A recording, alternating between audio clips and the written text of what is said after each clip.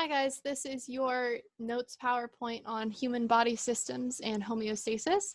We're not going to talk about all the human body systems in this notes video, but I am going to go over a few of the main ones and explain how they relate to homeostasis and what homeostasis even is to begin with.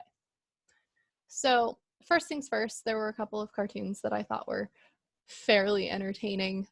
This one just reminded me of you guys. Wanting to do your work, but being distracted by utter nonsense. And then this one made me laugh as well about the 5-second rule. But on to homeostasis. Homeostasis is the body's balance. Your body is always trying to maintain balance, be that temperature balance, chemical balance, or pressure balance, or whatever other type of balance. But the reason for that is because your body's systems, the chemical reactions that essentially make your body go, can only work in a very specific set of circumstances chemically.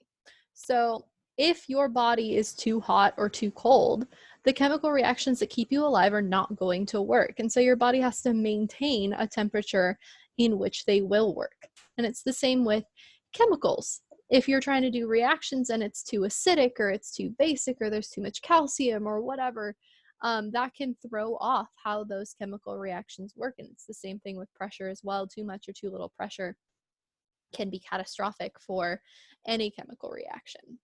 So I put a picture of Thanos because your body is trying to maintain its perfect balance, as it should. They do that through something called negative feedback loops. They're used to maintain homeostasis, and what happens is a stimulus is going to trigger something called a sensory receptor. So that could be a nerve cell, like some sensor on your skin, but it could also be something like a chemoreceptor or a proprioceptor, or there's a bunch of different things, and they all sense different things as well. So the touch sensors on your skin, they could detect pressure or pain or heat or whatever it is. But there's also chemical receptors as well. You have some in your mouth, on your tongue. Those are detecting different chemicals in your food. You have some in your nose that detect different sense chemicals in the air. And there are sensors in your ear that are actually pressure sensors as well. And I'll explain a little bit about that later. But any of those is a sensory receptor. And those sensory receptors are going to transmit a signal to your brain saying, hey, something's off. So let's say maybe your body detected that it was too cold outside. Well, that stimulus, that impulse, that signal is going to go to your brain, which is the control center. There are certain instances where the control center that signaled is not your brain, but usually the control center is your brain, and that sensory receptor is essentially alerting it that something's wrong. Then the brain is going to deal with that information, and it's going to trigger an effector.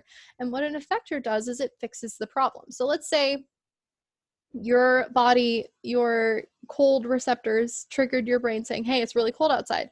Your brain, to fix that issue, is going to trigger your muscles, the effector, to start shivering to fix the problem, because your muscles are going to start producing heat by shivering and fixing the temperature imbalance that your body sensed.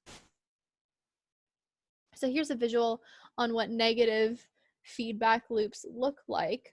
You have a stimulus triggering the sensor, triggering the control center, triggering your effector, which fixes the problem.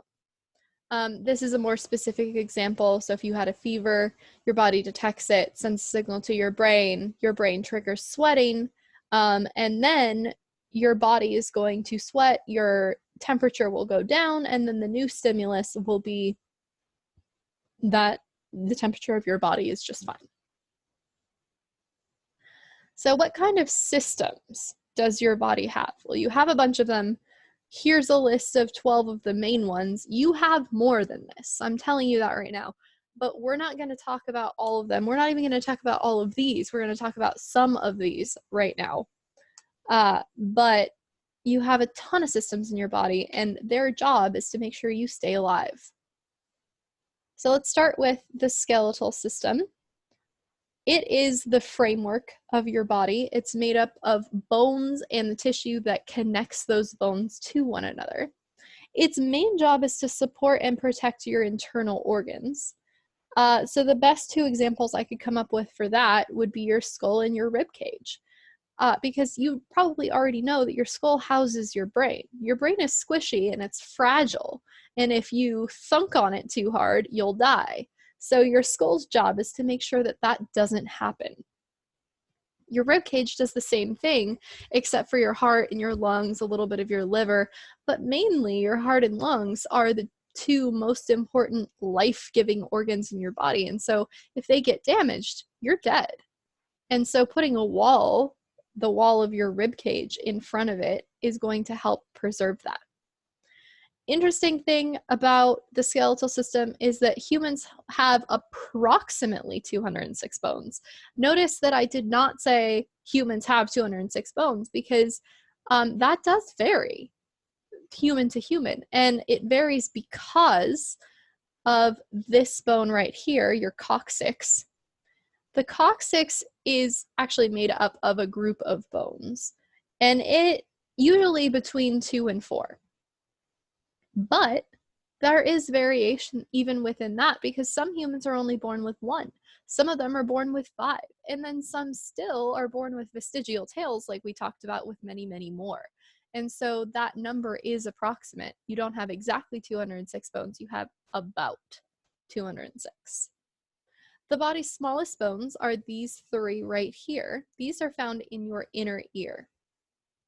And some of you may have heard of them before. They are called the malleus, incus, and stapes, but you may have heard of them referred to as hammer, anvil, and stirrup. I prefer their actual names because that's what I learned first, but if hammer, anvil, and stirrup helps you remember them, then by all means. The stapes here is actually the smallest. Look how tiny that is. That's barely bigger than a few salt grains together. How your bones help maintain homeostasis is they can do this really cool thing where they absorb minerals and store them as salts within the bones themselves. So let's say you have too much potassium or too much calcium or something floating around in your body. Your bones will absorb that and bring it out of your bloodstream or wherever the tissues that it were, and it'll store them so that they won't throw off the chemical reactions in your body. Here is a picture of a real bone and then a diagram. This is the femur, or part of it, the upper part. This part is actually the part that connects to your hip. There's 2 types of bone that you could have, and I'll point them out. So this on the side here and here, this is what we refer to as compact bone, because it's very pressed together, it's very solid.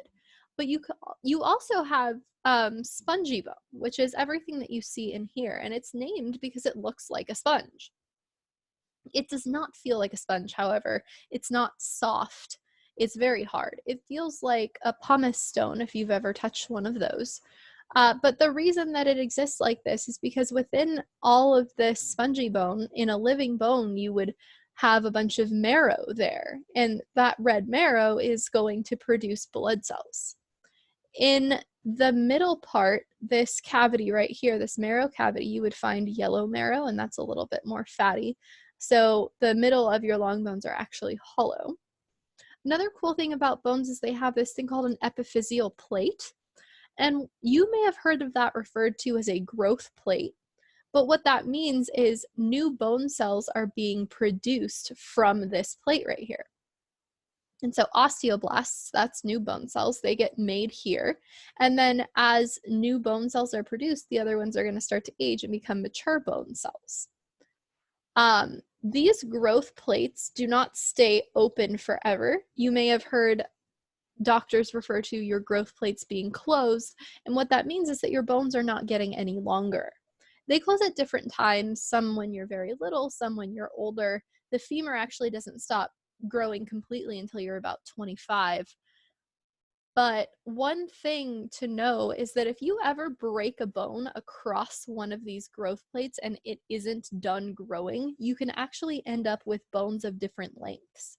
So I knew a girl in elementary school that had happened to, and she had one of her legs was actually a few inches shorter than the other one, which caused her some issues with back problems, and she had to wear one of her shoes had to have a sole that was a lot thicker than the other so that she could walk normally.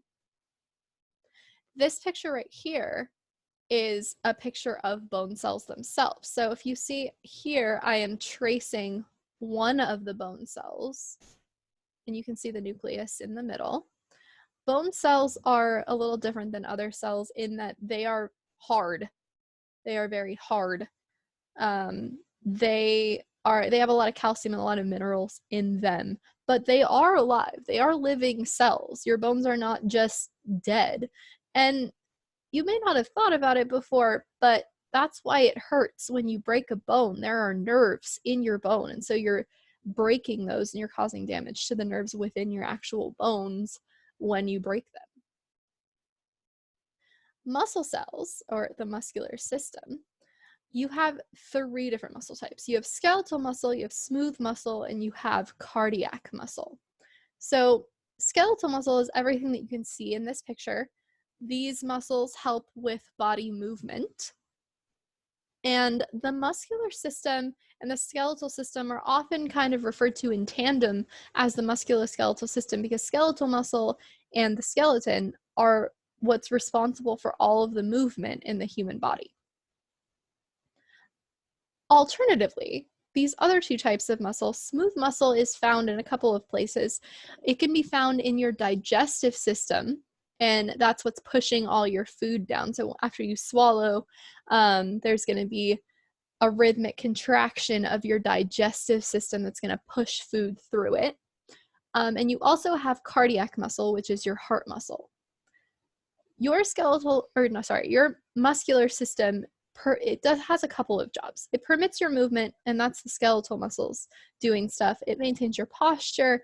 But one thing you may not have thought of is your muscular system helps to circulate your blood through your body. And I don't just mean your cardiac muscle, because yes, obviously your cardiac muscle, your heart contracts and it's going to push blood through your body, but your skeletal muscle plays a part in that too. So if you've ever sat on a plane for a long time and your feet or ankles start swelling up a little bit, that is because your veins, they don't have the ability to push blood up towards your heart. They can prevent backflow, but sometimes that doesn't work very well, and your blood will start pooling in your tissues.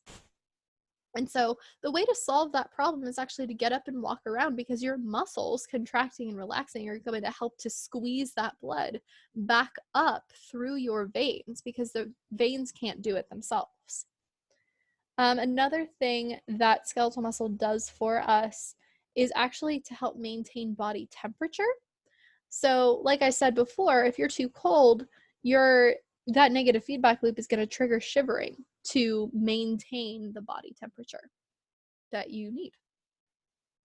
So here's a couple of different images. The one on the right here is from the Bodies exhibit, which I believe at this point is in Vegas. It came through San Diego years ago and I went to it, and it was an amazing experience. These are real bodies. These bodies were donated to science, and so they were preserved. And they were preserved very, very, very well in a lot of different ways that allow people to see different aspects of them. In this case, you're mostly looking at muscles here, and the muscles were preserved and actually dissected out so you could see some of the different ones. Like here, this stringy looking thing here is the biceps brachii, or your bicep muscle. This is your deltoid. The tricep you can kind of see, although it's not in a great position, so it's halfway behind the arm. And they dissected out all the leg muscles down here as well. On the left here, we're looking at the 3 different types of skeletal muscle cells. So your skeletal muscle is here, your cardiac muscle is here, and your smooth muscle is there.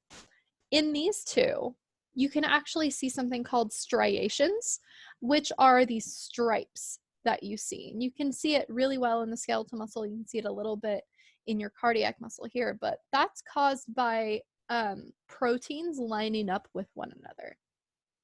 So what happens when your muscle cells contract is these proteins or these fibers are actually sliding over one another. And since they're lined up as they are, you can see those fibers on the cellular level. Smooth muscle, on the other hand, is a little different because its fibers, its proteins are not lined up in the same way, even though it's still muscle cells, so you can't see those stripes. And smooth muscle, I forgot to mention earlier, is not only found in your digestive system, it's also found in your circulatory system, in your arteries as well. Circulatory system, that its job is to circulate blood through the body and deliver oxygen to your tissues. It's made up of your heart, your blood vessels, and your blood.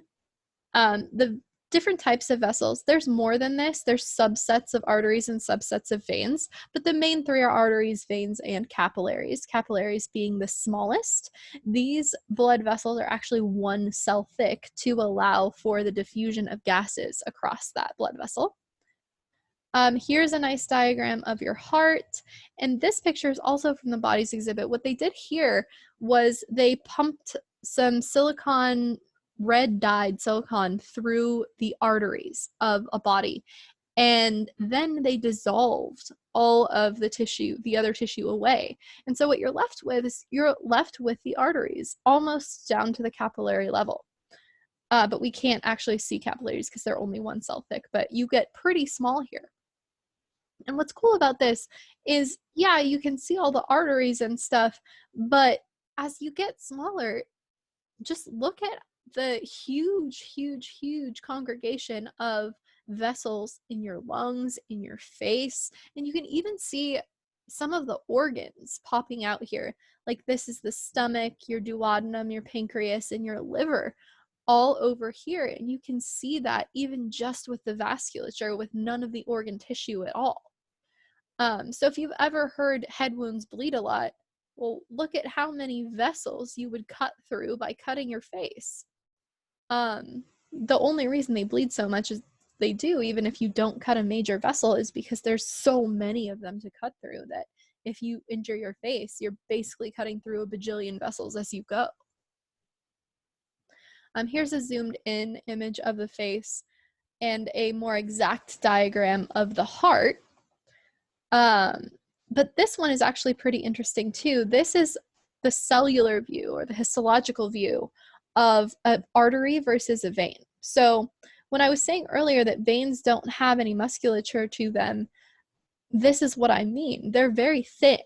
So you wouldn't get any sort of ability for veins to help with the pumping of blood back up towards the heart because they're just these thin, like paper thin vessels. Arteries, on the other hand, they have to deal with higher pressure from the heart beating itself. And so they're a lot thicker. They have some smooth muscle on them. And so you don't get as much backflow with arteries. Here is the respiratory system. So this set of organs allows you to breathe. It's fairly obvious. I'm sure you knew that already. But their entire purpose of breathing is to exchange oxygen and carbon dioxide with the atmosphere and throughout the body. So this system includes your nasal passages of your nose, your larynx and pharynx, your trachea, your lungs, your bronchi, your bronchioles, and your alveoli. So your trachea is here, down, and it splits here and here, except you can't see the right hand split because it's going behind one of the other lungs. But that split here, this is a bronchi, one of the bronchi. And as this travels into your lungs, it splits again and again and again and becoming smaller. And those are known as bronchioles, eventually leading to the air sacs in your lung where gas exchange actually occurs, known as your alveoli. This diagram is pretty important because this is actually your heart and your lungs together. So deoxygenated blood comes back to your heart through these two vessels right here. and it enters the right atrium. And if any of you is saying this, Siler, that's on the left. No, it's not, because we're looking directly at the diagram of a person if they were facing us. So this is the right side. Then your atria are going to contract and pump blood into the ventricle here, the right ventricle, which is going to contract and push blood up and out through the pulmonary arteries. The pulmonary arteries are going to take the blood to the lungs, where gas exchange is going to occur. Then after that, the pulmonary veins are going to take the blood back to the heart and dump it into the left atrium right here. That's going to contract, pumping blood through that into the left ventricle, which is going to contract again, and that is going to push blood up and out the aorta. And after it's there, it can go towards the body through several ways. It could go up towards your face or either of your arms, or it could go down behind the heart and go towards the rest of the body this way. Arteries usually carry oxygenated blood. Veins usually carry deoxygenated blood, but the only exception to that is this pulmonary artery and pulmonary vein. So in diagrams, you often see veins represented as blue because blue is usually used to represent deoxygenated blood, and that's what it's doing here. And red is used to represent the oxygenated blood. But I don't want to confuse anybody by making you think that deoxygenated blood is actually blue. It's not.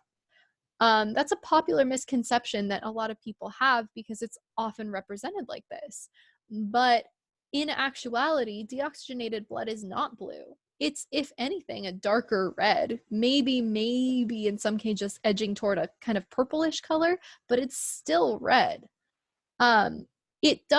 Blood does get brighter red when it's exposed to oxygen. So if you were to cut yourself open by accident and you see that bright red blood, that doesn't necessarily mean you cut an artery. All it means is that your blood was exposed to oxygen upon contact with air and so turned bright red. But if you're asking yourself, but why does it look blue through my skin? My answer to you is because you're seeing it through your skin. You're not seeing it just out in the open. So you're seeing it through layers of skin, which throws off the color that your eyes perceive. Nervous system is next, which is basically the control center for the body. So the nervous system is made up of a network of nerve cells and fibers that transmit your nerve impulses. It controls all of your body's actions, whether those actions are voluntary, done by you, or involuntary, just done by your organs. Your nervous system controls it. This system is going to be inclusive of your brain, which you can see right here, your spinal cord, which you can see right here, nerves, which you can see kind of branching off the spine, and individual neurons, which are not pictured here because this is not small enough for you to see that. This is kind of a picture of the relationship between neurons and nerves. Neurons are individual nerve cells, and most of them kind of tend to look like this. They've got dendrites coming off of the cell body here, but they have this really long tail on them called an axon. And when a bunch of axons group up together and are encased in connective tissue, then it becomes a nerve, a bunch of axons working in tandem. Nerves have vessels as well. They have arteries and they have veins to keep them alive. Your special senses are very closely related to your nervous system. And I'm going to talk about them for a little bit because I find them very fascinating. If you've ever heard humans have 5 senses, yes, they do. Sight, taste, touch, hearing, smell, but they also have a lot more senses than that.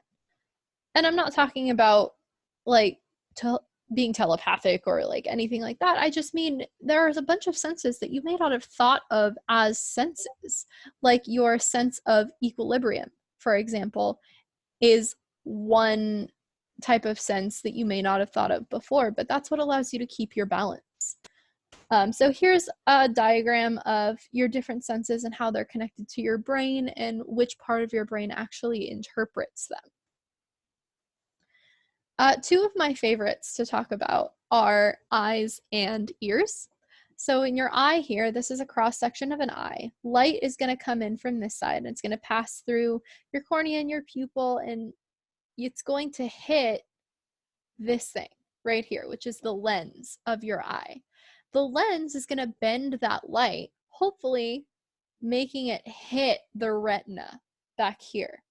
But sometimes that doesn't work. Sometimes your lens is malformed, even just very slightly, and it's going to focus that light or attempt to focus it in a place that's not your retina, either before your retina or after it.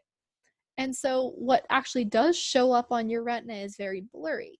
And so what glasses do is they bend the light just a little bit before it enters your eye so that the lens can then focus where it's supposed to go, and then you can actually see. So the cells of your retina, the rod and cone cells that you can see down here, they are going to transmit signals along it to your optic nerve, which is going to send that signal to your brain. Rod and cone cells actually do look like rods and cones. They're not just named that arbitrarily. So you can see the rod cells in yellow down here, and the cone cells are in this blue purplish color. The cone cells are responsible for color vision, and the rod cells are responsible for essentially the delineation between light and dark. It takes less light to trigger your rod cells to transmit a signal than it does to trigger your cone cells to transmit a signal, which is why your cone cells aren't functioning in very low light. Your cone cells only function when there's enough light to trigger them. And so since your rod cells don't see in color, they don't transmit color signals to your brain. When you're in very low light, you can't detect different colors. You can only detect things in shades of gray.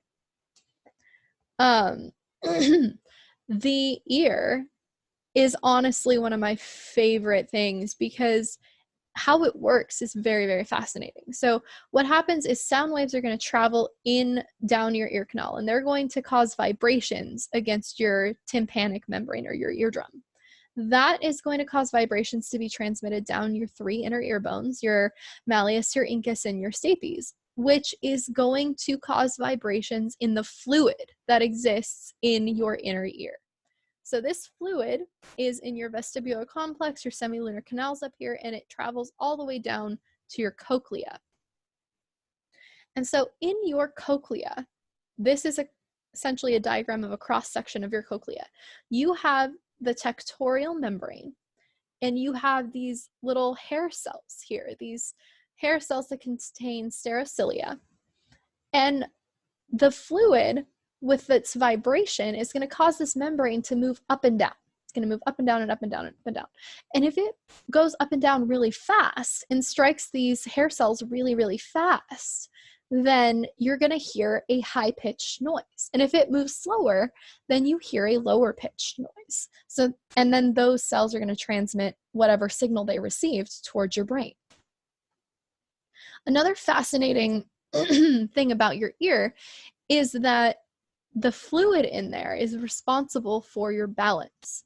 So you have these things called proprioceptors in your semilunar canals and in this vestibular complex here.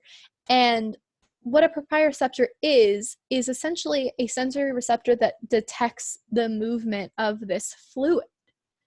And in that, it allows your body to kind of tell where it is in relation to everything else. So this is where your sense of balance comes from. So if you've ever gotten dizzy before, which I'm sure all of you have at some point in your life, and you've been spinning and spinning and spinning and spinning and spinning and spinning, what you're doing is you're causing the fluid that's in here to kind of slosh around. And the proprioceptors record that, and they're like, oh, we're moving. Okay, cool. And they send that signal to the brain, which is going to interpret that, and it's going to send signals to your eyes to try and accommodate for the movement that's happening. But when you stop moving, this fluid in here is still sloshing around, and it's still telling your brain that you're moving. So your brain's still telling your eyes to try and accommodate for a movement that's not happening anymore. And so that's why your eyes don't focus on anything. That's why you're dizzy, because your brain is telling your eyes that you're moving still, which I always thought was really, really cool. The digestive system is another system that's really, really important in terms of homeostasis. Its entire job is to use chemical and physical means to break down your food and provide your body with nutrients, or restoring chemical balance within your body. But it also serves to help with immune homeostasis as well. Something that you may not have thought of before is that you have a lot of bacteria in your gut. It's very helpful bacteria and it helps you digest things. But what it also does is it helps break down bad things that you ingest too, like harmful bacteria or other things. And so it helps maintain your body's immune balance. So your digestive system is inclusive of your mouth, your esophagus, your stomach, your liver, your pancreas, your large and small intestine, which are all pictured here. Urinary system, or renal system, on the other hand, is honestly arguably one of the most important systems for maintaining homeostasis in your body. And that's why I put this picture of Thanos back up here to remind everybody, because its entire job is to maintain chemical balance within the body. That's all that it does. It removes any waste chemicals and medicines from your body. It balances your body's fluids.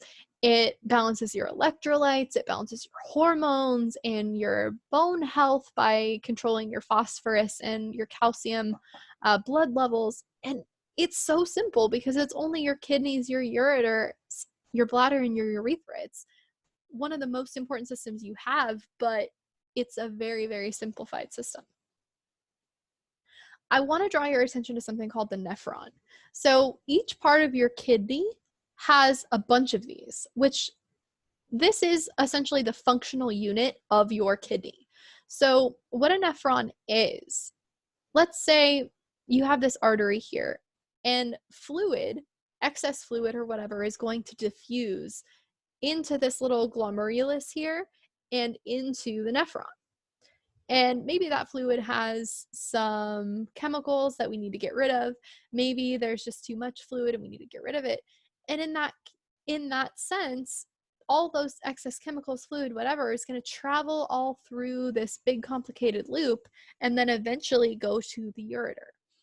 But let's say you're dehydrated and your chemoreceptors are telling your brain your body is dehydrated, and the brain's like, oh crap, we have to make sure that we don't lose any excess water. So what it does is it signals the kidneys, the nephrons, to start recollecting all this water, reuptaking all this water, so that it never makes it down to the ureter and you don't lose excess water. So that's why when you're dehydrated, you pee less, because of this system right here. The lymphatic system is another system that you may not have thought a lot about before, if at all. But it's very, very, very important. So it is effectively a system of vessels through which lymph circulates. And lymph is a colorless fluid that has a bunch of white blood cells in it. It's not blood, but this lymph and the lymphatic system does kind of work in tandem with the circulatory system. So there's the lymph, which is the liquid part of it, and lymph vessels, which are separate from your blood vessels. But fluid can diffuse into it and out of it through these vessels. But lymph nodes, which are these little yellow dots that you see all over the place, those are essentially the trash cans of your body. And so when you're sick, your white blood cells that are going to diffuse in and out of your lymphatic system are going to start breaking things down. They're going to start breaking down bacteria or whatever it is that you've been infected with, and they dump it into the lymphatic system. And they dump that into your lymph nodes. So if you've ever been sick and you've felt your neck and you're like, oh man, my glands are swollen, that's actually your lymph nodes, because they swell when a bunch of stuff is dumped into them when you've been infected with something. Another part of the lymphatic system is going to be your spleen, which you can see here in this yellow orange, and your thymus, which is up here. You can't see it very well in this picture, but it's up here. The thymus is actually responsible for making a certain type of white blood cell called T cells, which when we talk about the immune system at some point, we'll talk about that in a bit more detail. But they are very important for your immune system. The lymphatic system is also going to maintain fluid balance in the body, and it does that by collecting excess fluid and particulates from your tissues and depositing them either into lymph nodes or back into the bloodstream. And so again, there's that balance there and how the lymphatic system contributes. I also have these really cool human body facts that I wanted to briefly talk about. They're pretty cool. An individual blood cell can circulate through the entire body in 60 seconds, which might not seem that cool until you read the next one, which is every square inch of skin contains 20 feet of blood vessels. And so my assumption is that after you heard that, you immediately looked at your arm or your hand or something and gone, there is no way. But remember, you have capillaries, which are 1 cell thick. So they are tiny, tiny, tiny, tiny, tiny little vessels. And so it's completely plausible that there are 20 feet of blood vessels in every square inch of your skin. Another thing on every square inch of your body is about 32 million bacteria on it. You are never alone. There's always bacteria. But that's good because much of those bacteria are actually helpful to you by either competing out the bad bacteria that may or may not be on your skin or helping your skin stay moisturized or whatever they do. Small intestine is about 22 feet long. I'm sure some of you have known that already. Fingerprints exist to provide traction and allow people to grab things. So those tiny little ridges on your fingers they actually serve to make it easier for you to grab things because they increase the friction between your fingers and whatever it is that you're touching. And if we didn't have them, it would be a lot harder to grab something. Babies are born with about 300 bones, but as adults, we only have about 206. And so what happens between you being a baby and then growing up is your bones start fusing together. So the example that I'll cite here is the soft spots in a baby's skull, more accurately known as fontanelles. But the soft spots are because the skull bones of babies are not fused together. And the reason for that is so that their heads are a little bit flexible, because as they're born, they have to be squeezed through a birth canal. And so if their heads are really, really hard, then that's going to be problematic for them to fit through in the first place, but also because it's going to cause a bunch of tissue tearing in the mother. And so a lot more mothers would die in childbirth if that were the case. This one's kind of dark. In the late 19th century, millions of mummies were used as fuel for locomotives in Egypt. The reason for that is because wood and coal were scarce at that point, and mummies, specifically being wrapped in gauze and being treated with all these chemicals for preservation, were very, very flammable. And so humans decided, hey, guess what? We could probably burn all these bodies and use them as fuel, and they did. 50,000 cells in your body have died and were replaced by new cells in the time it took you to read this sentence, which is kind of crazy to think about. We just did the unit on mitosis and meiosis, so you know how that works now. But it happens a lot quicker than you would think. And part of that is because there's so many cells in your body. There's so many. And even though it, takes a little bit for mitosis to actually work, there's so many cells in your body that a bunch of them are doing that at the same time. Late end-to-end, an adult's blood vessel could circulate the earth 4 times. That's true. Think about this one again, the 20 feet of blood vessels. If you remove all of those, it circulates the earth 4 times. That's shouldn't be surprising given this fact here. And then the last one is one of my favorite facts about the human body for a couple of reasons. All bones are connected to one another except one, the hyoid bone, which is only connected to the rest by muscles and tendons. So I'm not saying that it's just kind of floating around and traveling in your body. It's still connected to everything else, but it's not connected by ligaments. All the other bones in your body have ligaments connecting bone to bone, but the hyoid bone does not have those. And so where is the hyoid bone? It's in your neck, right around your Adam's apple. And interesting thing about the hyoid bone is that it's actually really useful for medical examiners. So when a person dies, if they die by strangulation, that hyoid bone breaks 9 times out of 10. And so when medical examiners are looking for what killed somebody, if they notice that that hyoid bone is broken, their immediate thought is probably, oh, they probably got strangled, because that hyoid bone is broken and it is very fragile. So if you did get strangled, that bone would more than likely break. Another thing that they would look for is something called petechial hemorrhaging, and that is the bursting of blood vessels around your eyes. They would look for that there because you have a bunch of very delicate vessels in your eyes.